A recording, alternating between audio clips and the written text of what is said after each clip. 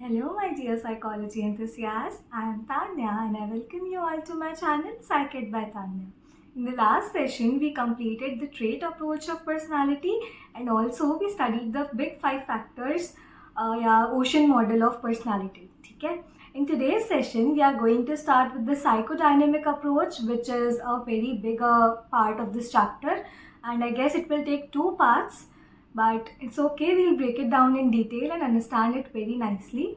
So without any further delay, let's begin with the chapter. Okay, so let us now proceed with the psychodynamic approach. This is a highly popular approach to studying personality. इसने बहुत ज़्यादा contribute करा in developing various perspectives and various theories further भी, ठीक है? And the father of psychodynamic या psychoanalysis is Sigmund Freud. And पूरा इनका मतलब मोस्टली इनका ही कंट्रीब्यूशन रहा है for this approach. He was a physician and develop this theory in the course of his clinical practice. ठीक है, वो अपनी जब काम कर रहे थे या अपना क्लिनिकल प्रैक्टिस में थे जब उन्होंने इस थियोरी को डेवलप करा था, इस अप्रोच को डेवलप करा था. Early in his career he used hypnosis to treat people with physical and emotional problem. I guess you all understand hypnosis. वो थोड़ा एक तरह से मैनिपुलेशन वाला या टेलिंग पीपल हाँ सब ठीक है या उनको समझ गए होंगे. He noted that many of his patients needed to talk about their problems and having talked about them they often felt better. ठीक है, हम ये जानते हैं कि when you express you feel you बोलते ही ना हमें बेटर फील होने लग जाता है. So that is what he notice कि पीपल वॉन्ट टू टॉक कि मेरी प्रॉब्लम क्या है, एंड वो बताते ही उनको बहुत ज़्यादा बेटर फील होने लगता है, बहुत लाइट फील होने लगता है, right? So Freud used free association, a method in which a person is asked to openly share all the thoughts, feelings and ideas that come to her or his mind. ये चीज़ से उसने use करा to cure people, to help people, and बहुत ही अच्छा method है. अभी भी हम अगर कोई फ्रेंड है हमारा जिसको कुछ प्रॉब्लम फील हो रही है, बस वो बताएगा एंड आप कुछ करोगे भी नहीं, just your presence, just you listening them would help them a lot. ठीक है, dream analysis and analysis of errors to understand the internal functioning of mind, ये सारे मेथड्स इन्होंने यूज़ करे थे टू हेल्प पीपल. ठीक है, ड्रीम एनालिसिस इज क्या सपने में देख रहे हो उसका इंटरप्रिटेशन क्या है, एंड एनालिसिस ऑफ एरर क्या गलतियां हैं. गलतियां ना हमारी बहुत कुछ हमारे बारे में बताती है, तो वो चीज़ पे भी फ्रॉइड ने काफ़ी ज़्यादा नोट करा था एंड उस पर बेस्ड उसने लोगों की हेल्प करी थी. ठीक है, now we'll be studying a very important theory, a very important concept, which is the levels of consciousness. तो फ्रॉइड ने बोला that there are 3 levels of consciousness. ठीक है, Freud's theory considers the sources and the consequences of emotional conflicts and the way people deal with these. ठीक है, Freud की theory किस पर बेस्ड है कि लोगों की क्या इमोशनल कॉन्फ्लिक्ट्स है, क्या सोचते हैं, क्या उनके ख्याल हैं, एंड वो क्या कॉन्सिक्वेंस ला रहे हैं उनकी डेली लाइफ में. ठीक है, और लोग उससे कैसे डील कर रहे हैं, ये सब कौन डील करते हैं, मतलब फ्रॉइड की थ्योरी इस पर ज़्यादा एम्फेसिस देती है. In doing so it visualises the human mind in terms of 3 levels of consciousness, जो कि क्या है, conscious, pre conscious and unconscious. Pre conscious को सबकॉन्शियस भी कह सकते हो. ठीक है, The first level is the conscious, which includes the thoughts, feelings and actions of which people are aware. कि मैं जानती हूँ मेरे दिमाग में ये चीज़ है. What is pre-conscious? Pre-conscious includes mental activity of which people may become aware only if they attend to it closely. जो subconscious मैं बता रही हूँ कि दिमाग में है बट एक्टिवली नहीं है, अभी करेंटली आप उस चीज़ के बारे में नहीं सोच रहे हो, बट हाँ if you put a thought to it या रिकॉल करने की कोशिश करोगे यू विल क्लिक इट, आपको जल्दी याद आ जाएगा. ठीक है, so people may get aware of it. The third level is unconscious, which includes mental activity that people are unaware of. पता ही नहीं है दिमाग के अंदर क्या क्या चले जा रहा है. जो ड्रीम्स आते हैं हम क्या बोलते हैं, जो सोचकर सोते हैं वही आता है, राइट? तो वो चीज़ क्या है कि हमने सोचा भी नहीं तो भी ड्रीम्स आ रहे हैं. क्यों? क्योंकि वो अनकॉन्शियस में हमारे कहीं ना कहीं है, and it is a way of telling कि what is going in your mind या what is going in your body internally. ठीक है, According to Freud, the unconscious is the reservoir of instinctive or animal desires, drives. Animal desires या drives दोनों चीज़ सही है. ठीक है. It also stores all ideas and wishes that are concealed from conscious awareness, या जिसको हम जानना ही नहीं चाहते. वी ट्राई टू सप्रेस और रिप्रेस दोज आइडियाज, बट वो हमारे अनकॉन्शियस में कहीं ना कहीं अवेलेबल हैं, कहीं ना कहीं हमारे इंस्टिंक्ट्स में अवेलेबल हैं. So it is a reservoir, it is a store of all the instinctive drives we have, all the animal drives we have in ourselves. ठीक है. Perhaps because they lead to psychological conflicts, क्योंकि maybe society के according वो सही नहीं है, may be आपका thought उसको, आपकी वैल्यूज़ ही उसको मैच नहीं करते हैं, बट वो है आपके अनकॉन्शियस में, right. Most of these arise from sexual desires which cannot be expressed openly and therefore are repressed. ठीक है. People constantly struggle to find either some socially acceptable ways to express their unconscious impulses or to keep those impulses away from being expressed. या तो कुछ ऐसा तरीका ढूंढेंगे which is socially acceptable and normal consider करा जाएगा, या उसको सोचना ही बंद कर देंगे. They'll try to repress it कि मैं जानता ही नहीं हूँ, ऐसा कुछ है ही नहीं मेरे साथ में. ठीक है. Unsuccessful resolution of conflicts resulting in abnormal behaviour. और ये सारी चीज़ें क्या होता है, इसी से हमारा एबनॉर्मल बिहेवियर जनरेट होता है, क्योंकि it is actually affecting you. तुम उसको नोट नहीं कर रहे हो, बट प्रॉब्लम तो क्रिएट कर रहा है ना वो चीज़. ठीक है. Unsuccessful resolution of conflicts resulting in abnormal behavior. Analysis of forgetting, mispronunciations, jokes and dreams provide us with a means to approach the unconscious. Analysis of errors भी इसी का पार्ट है. Mispronunciation क्या है, टाइप ऑफ एरर ही तो है, तो ये उसका तरीका था to understand, right. Freud developed a therapeutic procedure called psychoanalysis. ये भी इसने डेवलप करा था इन्होंने. The basic goal of psychoanalytic therapy is to bring the repressed unconscious materials to consciousness. आप aware बनो उसके बारे में, ताकि you can actually solve your problem out, thereby helping people to live in a more self-aware and integrated manner. Okay, now comes the structure of personality. ये भी बहुत important है. इसमें हम पढ़ेंगे about id, ego and super ego, जिससे बहुत सारे क्वेश्चंस, बहुत सारे MCQs, केस स्टडीज सब बनता है. ठीक है.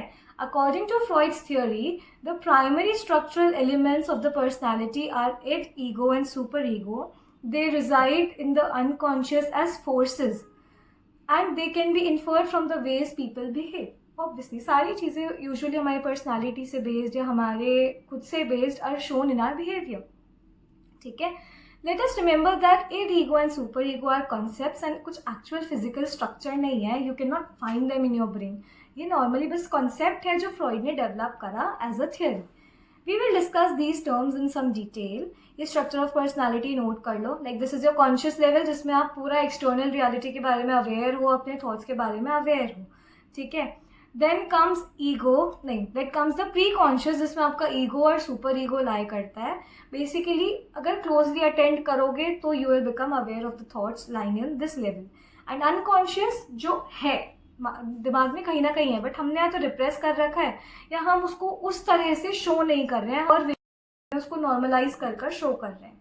ठीक है. That is what is unconscious, जिसमें आपका इड लाई करता है, right. Id, it is the source of a person's instinctual energy. हमने क्या पढ़ा कि अनकॉन्शियस में क्या होता है, it is the reservoir of uh instinctive and energy. तो इंस्टिंक्चुअल एनर्जी इड से आती है. ठीक है. ठीक है, ऐसे रिलेट कर कर पढ़ना ताकि पता रहे id lies in what, unconscious level. It deals with immediate gratification of primitive needs, sexual desires and aggressive impulses. It works on the pleasure principle कि मेरे को जो चीज़ चाहिए मुझे तुरंत चाहिए. ठीक है. ग्रेटिफिकेशन वाला जो होता है, they don't delay their gratification level. उनको फटाफट जो चीज़ चाहिए इट इज़ वेरी तुरंत, बस ला दो. ठीक है. Freud considered much of a person's instinctual energy to be sexual and dressed as aggressive. ठीक है. दोनों ही एनिमल राइट्स पर बेस्ड है, aggression and sexual desires. It does not care for the moral values, society या बाकी लोगों का कुछ ध्यान नहीं है. Just me, self centred part जो होता है एक इंसान का, that is what is id. ठीक है. Ego, it grows out of id, जो आप लोगों के बारे में या व्हाट इज मॉरली करेक्ट, थोड़ा मॉरली नहीं बट हाँ थोड़ा सा लिमिट में आते हो. ऐसा नहीं कि तुरंत ही जो चीज़ बोला बस चाहिए, ऐसा नहीं होता है. ठीक है. It grows out of it and seeks to satisfy an individual's instinctual needs in accordance with reality. क्या चीज़ पॉसिबल है उसके अकॉर्डिंग एक्ट करना, right. It works by the reality principle. वो किस पे था, प्लेजर प्रिंसिपल पर, and this one is on reality principle. and often directs the id towards more appropriate ways of behaving. For example, the id of a boy who wants an ice cream cone उसको बोलेगा तुरंत जाओ लेकर आओ और खा लो, ठीक है. बट ईगो क्या बोलेगा, नहीं, let's take a permission from your mother, let's take a permission from your father, ताकि आप एक सही तरीके से उस चीज़ को अप्रोच करो, क्या पता बाद में डांट पड़ जाए, ठीक है. His ego tells him that he if he grabs the cone without asking he will be punished, and अगर आप पूछ कर करोगे वही काम तो you won't be punished and आपको सही रिस्पॉन्स मिलेगा, right? So it is better to ask for the permission and then achieve that gratification. Thus, while the id is demanding, unrealistic and works according to the pleasure principle, आपका जो ego है वो patient है, थोड़ा काम है और थोड़ा सा रीजनेबल है, क्योंकि वो रियलिटी प्रिंसिपल पे फंक्शन करता है. व्हाट इज़ एक्चुअली पॉसिबल, बस ऐसे नहीं जो चाहिए वो तुरंत चाहिए, ठीक है. Then comes the super ego. Super ego क्या होता है, मॉरल पार्ट, मॉरली सोचता है वो थोड़ा सा. The best way to characterise the super ego is to think of it as the moral branch of mental functioning. The super ego tells the id and ego whether gratification in a particular instance is ethical. क्या ये सही भी है, मान लो बीमार पड़े हो and you are asking for a cone, is it actually right कि तुम लोग तबीयत खराब है अब कौन खा रहे हो, नहीं ना. So what is correct, what is actually ethically right, वो करने के लिए वो आपको सजेस्ट करता है, हेल्प करता है. The super ego tells the id and the ego whether gratification in a particular instance is ethical. It helps control the id by internalizing parental authority through the process of socialization. For example, if a boy seeks and wants ice cream cone and asks his mother for it, his super ego will indicate that his behavior is morally correct. कि मम्मा से पूछकर आप कोई चीज़ ले रहे हो, it's correct, ठीक है. परमिशन ली है, it's correct. This approach towards obtaining ice cream will not create guilt, fear, anxiety, कुछ भी नहीं. शांति से, अच्छे से, morally correct way से आपका जो need है वो satisfy हो जाएगी, ठीक है. Thus, in terms of individual functioning, Freud thought of the unconscious as being composed of three competing forces, which are the id, ego and super ego. कुछ लोगों में id अपने super ego से ज़्यादा strong होगा, किसी में super ego, ठीक है. The relative strength of id, ego and super ego determines each person stability. अब कौन सा फैक्टर ज़्यादा रोल प्ले कर रहा है इंसान में, वो उसकी पर्सनालिटी डिटरमाइन करेगा. इड वाला इंसान वुड बी न्यूरोटिक, इम्पल्सिव, कि बस जो कह दिया वो कह दिया, जो मूड है वैसा है, ठीक है. जो सुपर ईगो से रेगुलेटेड होगा वो थोड़ा सा स्टेबल होगा, वो थोड़ा सा देखेगा कि क्या चीज़ सही है, क्या चीज़ सोशली एक्सेप्टेबल है, या क्या चीज़ मॉरल है, एथिकल है, वो, ठीक है. This is the एक second. Freud also assumed that id is energized by two instinctual forces. कि id को भी दो जगह से एनर्जी मिल रही है. कैसे एनर्जी मिल रही है? Life instinct and death instinct. Life instinct को तो हम क्या बोलते हैं, libido, and the death instinct is called thanatos. ये हमारी टीचर ने हमको बताया था. So I'm telling you, he paid less attention to the death instinct and focused more on the life or sexual instinct. The instinctual life force that energizes the id is called the libido.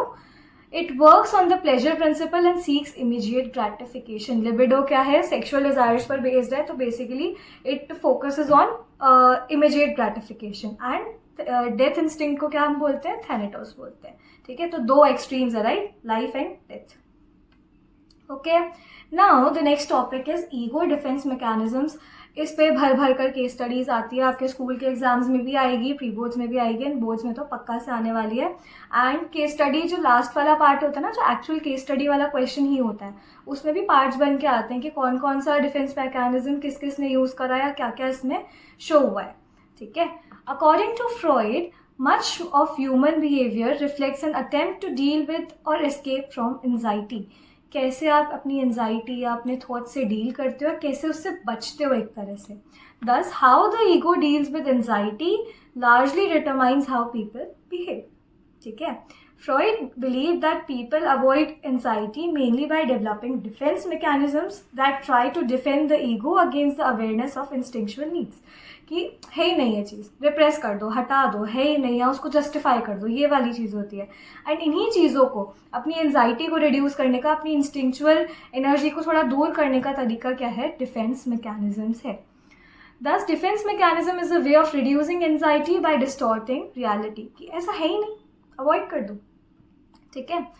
although some defense against anxiety is normal and adaptive and it helps you live a better life, but अगर हर चीज़ में ये हो रहा है बहुत excessively noted है, then it is not correct. अगर पूरा ट्रूली आपने रियलिटी ही एकदम डिस्टॉर्ट कर दी, then it can even lead to mail adjustment.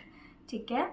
Freud has describe many different kinds of defense mechanism. जो सबसे इंपॉर्टेंट या सबसे ज़्यादा यूज्ड है वो क्या है? Repression, in which anxiety provoking behaviours और thoughts are totally dismissed by the unconscious. कि ऐसा है ही नहीं, जाओ, we are not thinking correct, कुछ नहीं है ऐसा, you are not even taking a look at it कि ऐसा कुछ हुआ है.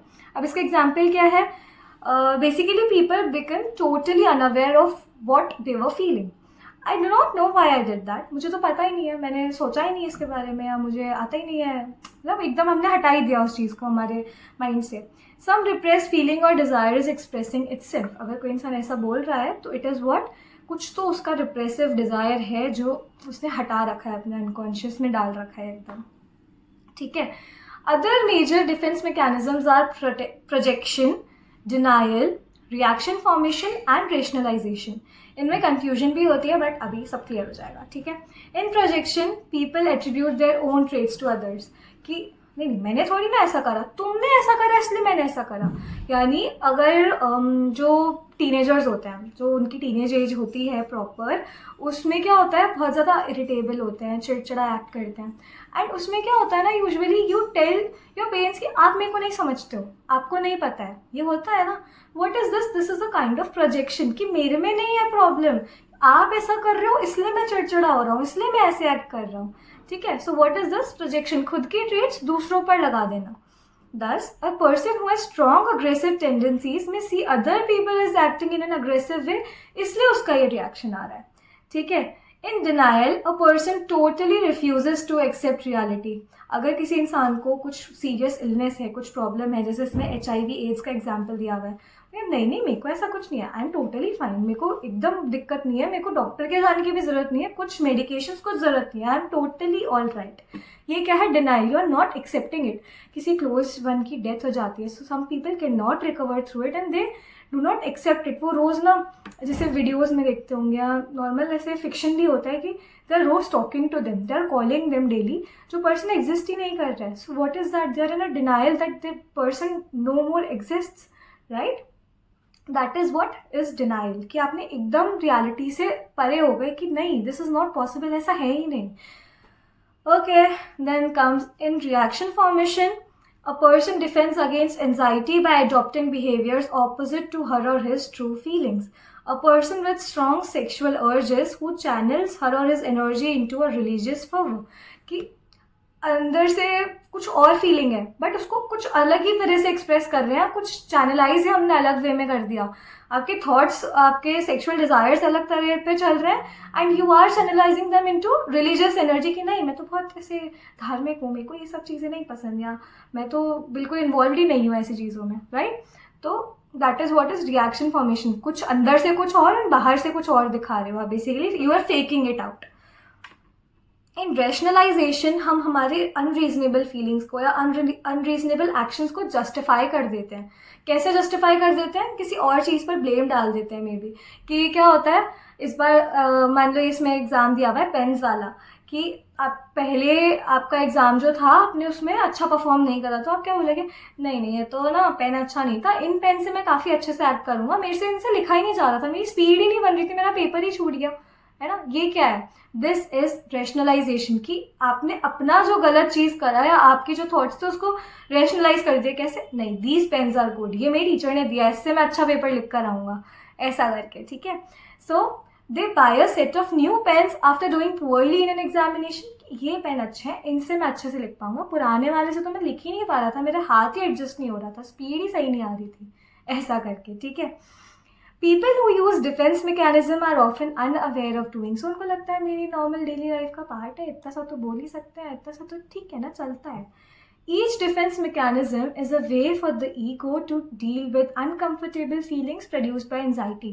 अब if you fail an examination, बहुत ही बुरा सा नहीं लगता है कि हाउ कैन आई, ऐसा कैसे हो सकता है, तो आप उसको रेशनलाइज करने की कोशिश करते हो कि नहीं नहीं, शायद मेरी तबीयत ठीक नहीं थी ना इसलिए ऐसा हुआ, या मेरे पेन सही नहीं बैठ रहे थे ना इसलिए ऐसा हुआ, या आप ये नहीं बोलोगे कि मैंने पढ़ाई नहीं करी अच्छे से, आप उसको दूसरी तरफ डाइवर्ट करने की कोशिश करते हो, ठीक है। तो इट इज़ अ वे कि आप अपनी अनकंफर्टेबल फीलिंग्स को या जो एंजाइटी प्रोवोकिंग फीलिंग्स हैं उनको दूर करने के लिए यू रेशनलाइज देम, या यू फॉर्म अ रिएक्शन, या यू डिनाई इट, या जो भी अपन ने अभी टाइप्स पढ़े, ठीक है। However, Freud's ideas about the role of defense mechanism have been questioned. For example, his claim that projection reduces anxiety and stress has not found support in several studies. कि जो अपना क्या था डिफेंस मैकेनिज्म था projection वाला, that you attribute your own traits to others, उससे आपका stress reduce हो जाए, ऐसा ज़रूरी तो नहीं है। यू नो ना कि तुमने गलती करी है, तुम ऐसे हो रखे हो, बाद में फीलिंग, जब मैंने बच्चों वाला एग्जांपल दिया टीनेज वाला, बाद में द पर्सन अंडरस्टैंड्स कि नहीं यार गलती तो मेरी थी, मैंने उनको क्यों ब्लेम करा, राइट। बट स्टिल वो ऐसा करते हैं, तो इसमें एंजाइटी कैसे रिड्यूस हुई, अंदर तो है ही ना वो बात, ठीक है। तो ऐसा करके काफ़ी सारी चीज़ों पर क्रिटिक आया एंड ज़्यादा सपोर्ट नहीं मिला एम्पेरिकल स्टडीज़ में या काफ़ी और स्टडीज़ में।